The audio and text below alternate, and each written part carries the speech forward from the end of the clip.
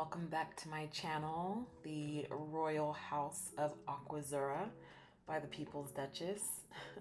If you're just joining us for the first time, welcome to the channel.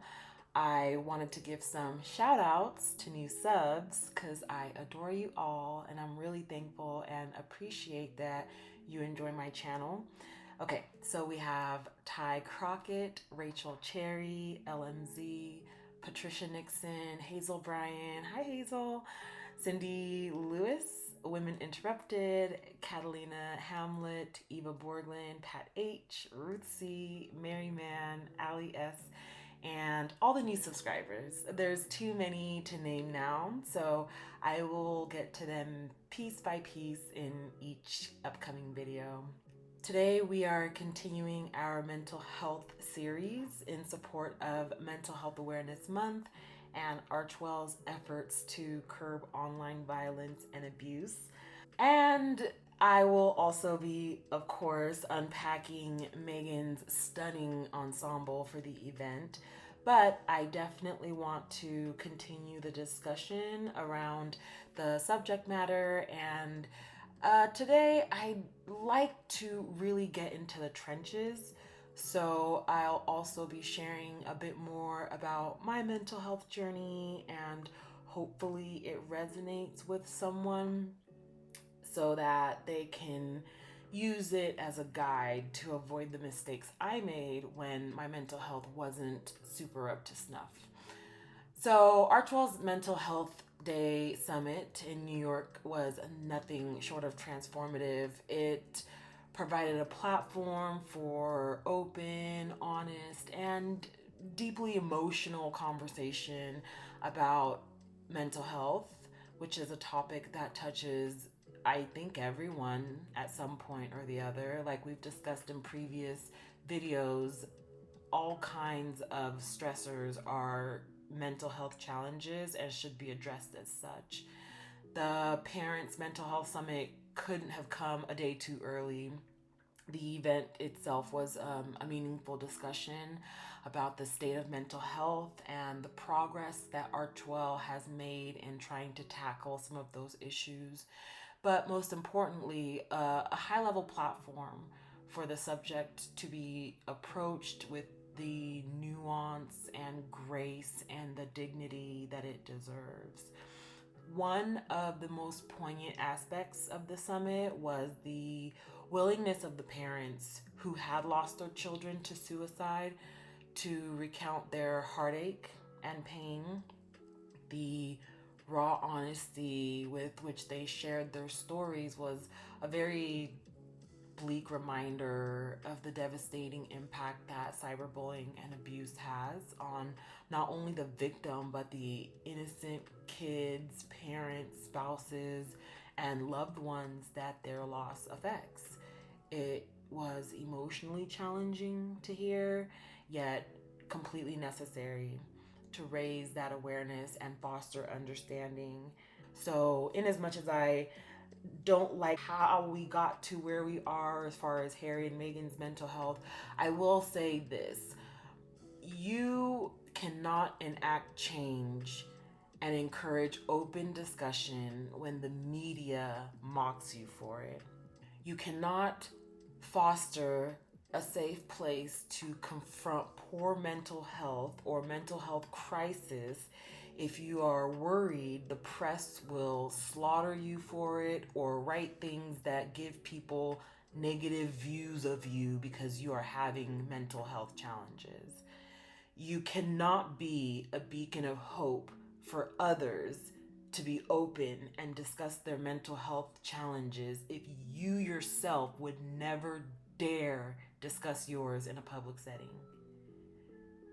You cannot champion change by thanking those you see making the effort, but you do nothing of the sort yourself.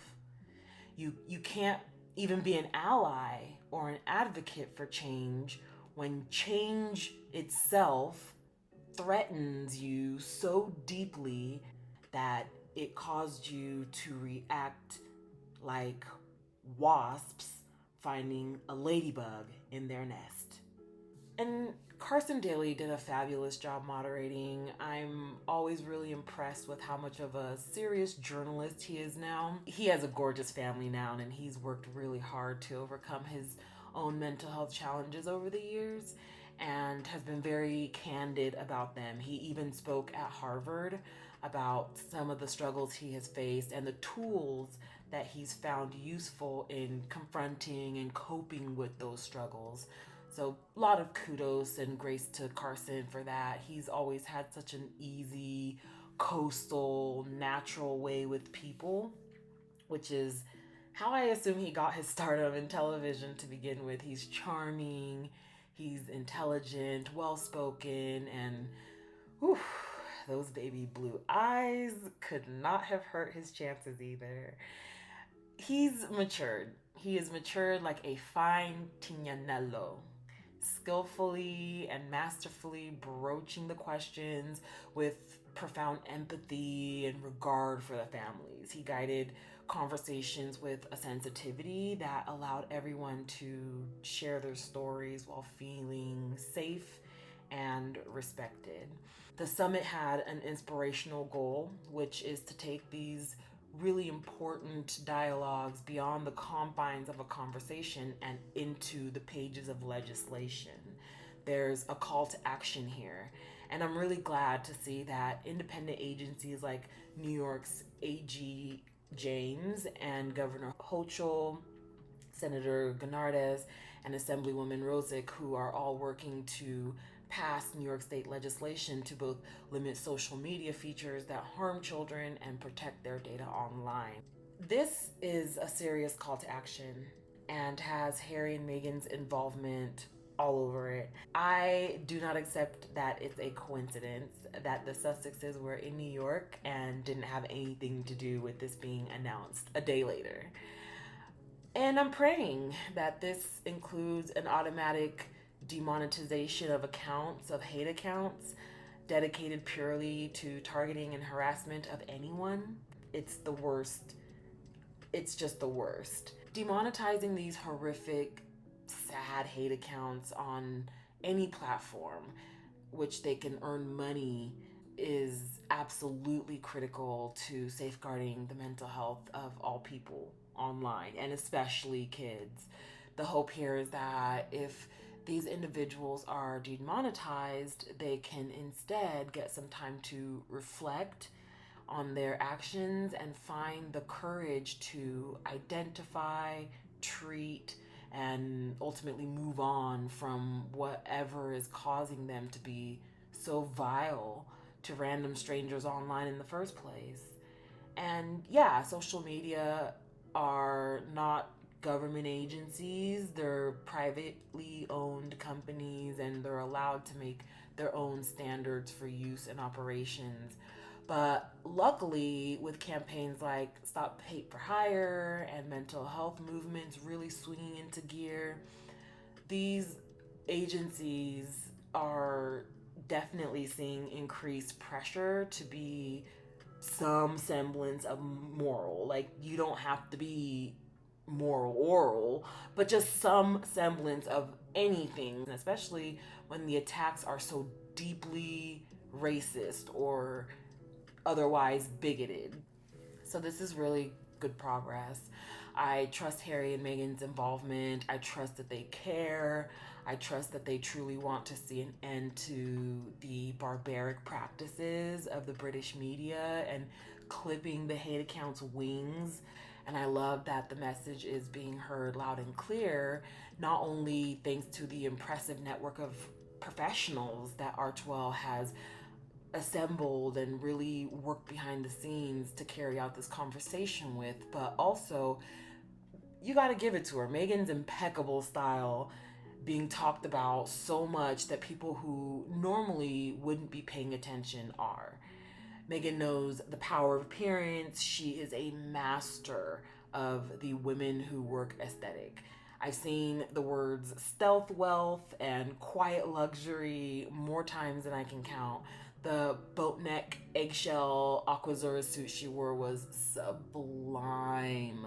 It was strong but delicate, and the huge swath of fabric that folded over itself at the top instead of breasted like a standard suit jacket is a stroke of genius from the New York based couture brand. Of course, the Wildling blazer is already sold out, so there's that.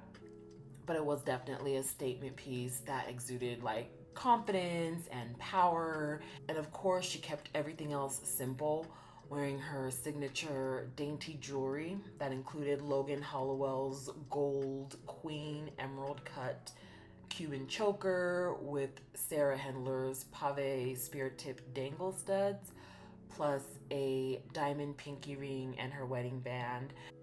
The earrings are so sweet. They are delicate in her signature style, very out of the way, but they're pronounced. And when you do actually see the color and the beauty and the design, it's just very striking up close. These are the Sarah Handler pave spear tip dangle earrings with emerald studs and sapphire tips. And of course, the earrings themselves have a very personal meaning to the Sussexes, with the birthstones being that of Harry's and Archie's. It doesn't get any sweeter than this. This is the cutest thing I have seen in a while. And she cleared. She absolutely cleared this. And all for an important cause. The visibility they've given to this movement is invaluable. And I finally understand the nuance of why high profile people trying to draw attention or fundraise for a cause has to look a certain way, namely impeccable. I finally understand the basis for a clothing allowance for high profile, high stakes meetings like this. It kind of all makes sense now because this is a brilliant strategy as far as power dressing and extending the outreach of the initial conversation through fashion and other outlets. It's actually a very brilliant marketing plan. The work they're doing behind the scenes is going to end up helping a lot of people, a lot of children, a lot of families, and in the long run, everyone.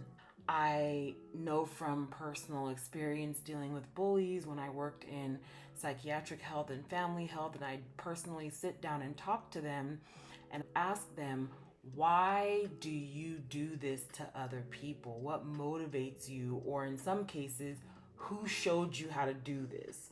And most of the time, the response was really devastating. It was that they didn't have a lot of things going on for themselves otherwise, and that bullying was a way to gain some semblance of control. If you can bully them and make them afraid of you, you can manipulate them to do the things that you want them to do. That gives you a sense of power, and for a lot of people, that is the only power they have.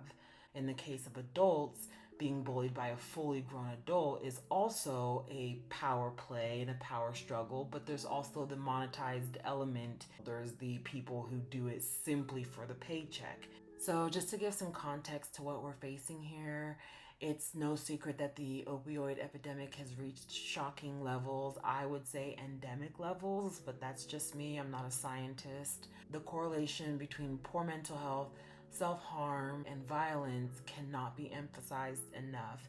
I've linked some resources down below for the statistics from the CDC and NIMH, which conducts research on juvenile mental health. The stories from the parents about their loss was gut-wrenching. That should not be any child's life.